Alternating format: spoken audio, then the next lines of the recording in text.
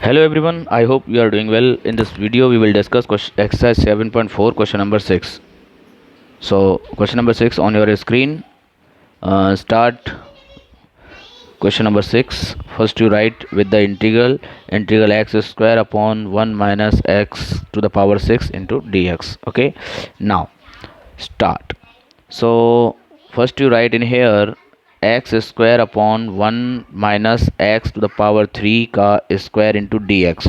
अभी स्टूडेंट्स आपके माइंड में क्रॉस क्वेश्चन ये होता है कि सर आप कैसे कर रहे हो एंड सर आप ऐसे कैसे मान लेते हो।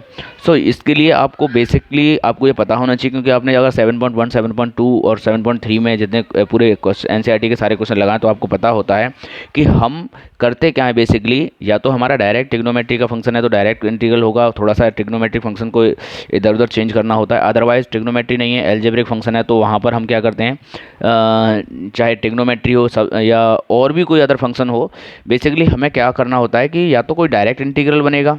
अगर डायरेक्ट इंटीग्रल नहीं बन रहा है तो हमें ये देखना होता है कहाँ पर चेंज लाएं, उस फंक्शन को ऊपर नीचे करना है, या सब्स्टिट्यूशन मेथड में हमने एक्सरसाइज 7.2 में ये पूरे एक्सरसाइज में सीखा होता है कि हमने क्या किया है कि नोमरेटर में कुछ को पुट कर दिया, मान लिया कुछ, लेट मान लिया, लेट जैसे अब इस क्वेश्चन में होगा।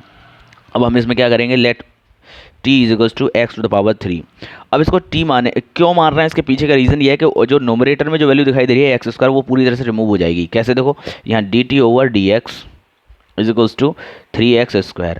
अभी dx की वैल्यू फाइंड किया तो हमारा आएगा dt/में 3x²। So with the help of this जो हम मान रहे हैं उसकी हेल्प से हम क्या करते हैं, डिनोमिनेटर में कुछ वैल्यू पुट किया, नोमिनेटर का वैल्यू कट जाएगा। देखो x² अपॉन, यही काम हमें ये बहुत अच्छे से आना चाहिए ना। सो dt/ में dx की वैल्यू पुट कर दिया। अब यहाँ पर हमने x³ को हमने t मान लिया है तो t पुट करो, और फंक्शन हमारा जो फंक्शन x में था वो t में पूरी तरह से कन्वर्ट हो जाएगा, 3x²। सो x² से आपका x² रिमूव हो जाएगा, जो कांस्टेंट वैल्यू है वो इंटीग्रेशन से बाहर हो जाएगा, 1/3 बाहर हो गया। आपके पास जो बना 1 - t² and dt। Function x से आपका पूरी तरीके से किस में कन्वर्ट हो गया, t के फॉर्म में कन्वर्ट हो गया है। सो यहाँ पर आप इजीली आप कह सकते हो कि सर अब तो बहुत आसान हो गया क्वेश्चन को हल करना। सो यहाँ हम कहेंगे कि सर अब वेरी इजी क्वेश्चन बन गया है, क्योंकि आपको अब यहाँ से भी हमें ये ध्यान रखना होता है कि कौन सा आइडेंटिटी यहाँ पर यूज़ होगा। तो आपको याद आएगा कि सर आपने याद करा रखा है क्वेश्चन नंबर 1 में सारे इंटीग्रल करा रखे हैं, 1/a² - x² dx क्या होता है भाई। तो आप कहते हो सर हमारा होता है 1/2a log a + x/a - x + c, ये हमारा इंटीग्रल होता है, प्लस c सब में लगाएंगे।